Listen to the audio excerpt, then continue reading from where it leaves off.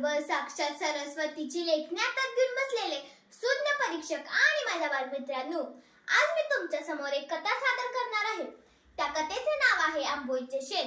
पार्वतीबाई शेताकडे निघाली होती। डोक्यावर टोपली आणि टोपलीत तिच्या कारभारासाठी जेवण होते।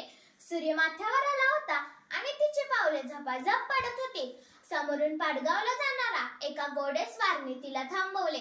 त्याने विचारले, हे कोणतं गाव म्हणायचं? बडीकले बिंद्रुक माझा दादा, खूप भूक लागली आहे।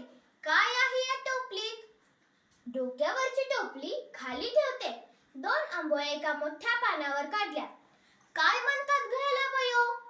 आणि इतकी भोके कशी त्याला? त्या जाळीदार घावण्याकडे बघत घोडेस्वाराने विचारले। तिला हसू आले।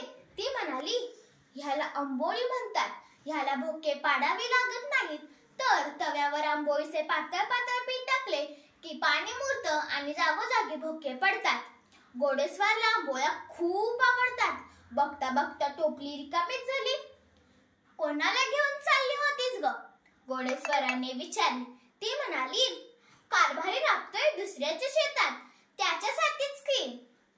आता ग जवळच आहे माझी झोपडी आणि आंबोळीचं पीठ पण आहे। पार्वतीबाई नव्याने आंबोळ्या करून शेताकडे गेली। उशीर झाला ग पार्वती, पतीने पार्वतीला विचारले। वाटेत एक घोडेस्वार भेटला। त्याला आंबोळ्या खाऊ घातल्या। नव्याने करायला वेळ गेला।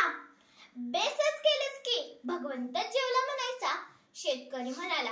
दुसऱ्या दिवशी सकाळी राजाचे शिपाई पार्वतीबाई आंबोळी वाली कोठे आहे? तिला आणि तिच्या पतीला महाराजांनी दरबारात बोलवले आहे, असे म्हणत दोघांना दरबारात नेतात। बघतात तर काय, त्यांचे स्वागत तर दिंडी दरवाजापासून सुरू झाले होते।